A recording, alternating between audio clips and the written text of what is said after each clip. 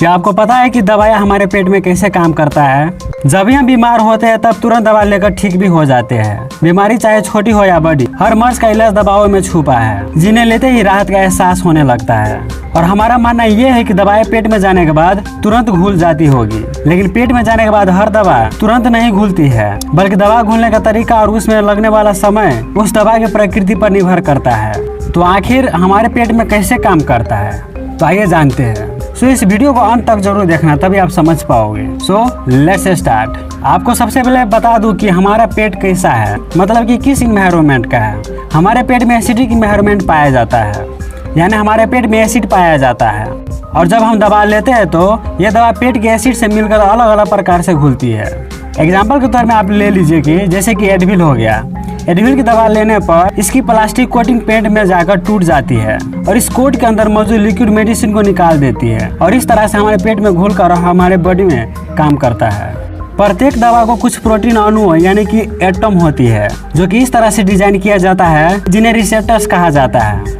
और इन्हीं रिसेप्टर्स के कारण हमारे बॉडी में काम करता है। जैसे कि एग्जांपल लेकर देख लीजिए, जैसे कि आइबुप्रोफेन, एसिटामिनोफेन, पैरासीटामोल जैसे दर्द की दवा के मामले में है। वो दर्द और सूजन द्वारा उत्पन्न विशिष्ट रिसेप्टर्स को खोजते हैं, क्योंकि वो ब्लड सर्कुलेशन के माध्यम से ये काम करती है। जब ये दवा हमारे दर्द के अणुओं को उनके रिसेप्टर से यदि खोज लेते हैं तो वो वहाँ काम करके दिखाता है। एक बार जब दवा निशाने पर लग जाती है और सेल्स में पहुँच जाती है और तब ये काम करने लगती है और हमारे सेल की बॉडी और दवा दोनों मिलकर एक आपस में रिएक्शन होता है, यानी कि वहाँ प्रतिक्रिया होता है। और जहाँ हमारे दर्द होता है या सूजन होता है वहाँ पर काम करता है। प्रोसेस कैसे काम करता है वो भी जान लीजिए। एक्चुअली फार्माकोलॉजी की बात जहाँ तक की जाए तो ड्रग्स के बारे में पढ़ाई जाती है, यानी कि दवाइयों के बारे में पढ़ाई जाती है। और इसी में एक है फार्माकोकाइनेटिक्स, जो शरीर के अंदर एक दवा के जीवन में पूरी चक्र और समझने का काम करता है, मतलब हमारे शरीर में दवा कैसे काम करता है। और ये फार्माकोकाइनेटिक्स है जो 4 मुख्य चरणों से गुजर कर जाता है और हमारे बॉडी में दवाइयाँ काम करती है। तो आइए जानते हैं वो कौन सी है। और वो चरण है absorption, distribution, metabolism and excretion. इसके शॉर्ट फॉर्म में बात की जाए तो ADME करके है। तो फर्स्ट नंबर में है एब्जॉर्प्शन, यानी कि अवशोषण। ये पहला स्टेप है। जब हम दवा लेते हैं तो तभी हमारे शरीर में एब्जॉर्प्शन होने लगता है, मतलब मेडिसिन यानी कि दवाइयाँ हमारे शरीर में ट्रैवल करने लगता है और अवशोषित करने लगता है। दवाओं को प्रशासित करने के लिए कुछ सामान्य तरीके से मौखिक दवाइयाँ होती है, इंट्रामस्कुलर होती है, ट्रांसडर्मल होता है जो कि त्वचा में लगाई जाती है। कई ऐसे रूट है जो हम सब दवाएं लेते हैं। और जहाँ तक मुंह से ली जाने वाली दवाई की बात की जाए तो ये पाचन तंत्र से लीवर तक ले जाने वाली एक विशेष रक्त यानी कि बहिकाई यानी कि ब्लड सर्कुलेशन के माध्यम से बंद किया जाता है, जहाँ दवाई की एक मात्रा में टूट जाती है।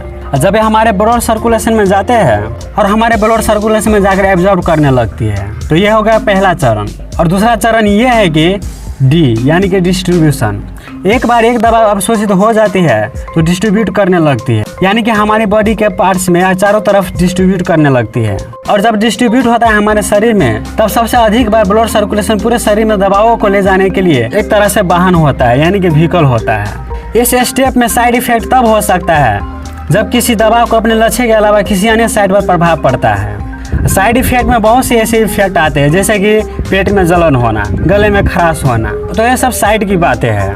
अब पॉइंट पर आते हैं कि डिस्ट्रीब्यूट हमारे शरीर में किस तरह से होती है। जब वाहन की तरह यानी कि व्हीकल की तरह जब जहाँ पार्ट्स में डिस्ट्रीब्यूट करता है तो वहाँ ब्लड के प्रोटीन और वसा के एटम शामिल होता है, जो कि मेडिसिन के एटम एक आपस में प्रभाव डालता है और इस तरह से हमारे बॉडी में डिस्ट्रीब्यूट होता है। जब डिस्ट्रीब्यूट हो जाता है तो अगला स्टेप यानी कि तीसरा स्टेप आता है मेटाबॉलिज्म। जब पूरे शरीर में जाने के बाद तब दवा को तोड़ दिया जाता है, यानी उसका मेटाबॉलिज्म करने लगता है। और दूसरी भाषा में कहे तो यानी कि उसको तोड़ने लगता है। कोई भी दवाइयाँ हो, जैसे कि हम मुंह से लिया हो या इंजेक्शन हो या सांस या त्वचा से क्यों ना हो, यह शरीर में केमिकल रिएक्शन होता है। तो जब कोई दबाव होते हैं तो वहाँ ब्रेक डाउन होने लगता है, यानी कि टूटने लगता है। टूटने के बाद हमारे एंजाइम्स में चिपक जाते हैं और प्रोटीन्स द्वारा बदल जाते हैं, जो कि एंजाइमेटिक ब्रेकडाउन या मेटाबोलाइट्स के कई उत्पाद मूल अणु की तुलना में रासायनिक रूप से कम सक्रिय हो जाता है। इस तरह से हमारे एंजाइम और प्रोटीन में मिलकर ब्रेकडाउन होता है और हमारे शरीर में असर दिखाता है।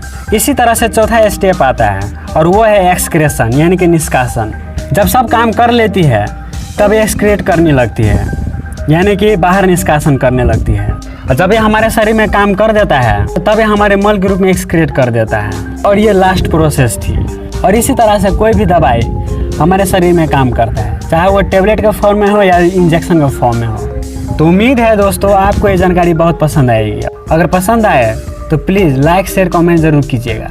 अपने दोस्तों और मित्रों के साथ भी शेयर कीजिए और जहाँ हो सके वहाँ सोशल मीडिया में भी शेयर कीजिएगा। और इसी तरह के वीडियो चाहते हैं तो अभी सब्सक्राइब करें और साथ में जब बेल आइकन उसे प्रेस कर लें। और thanks for watching this video.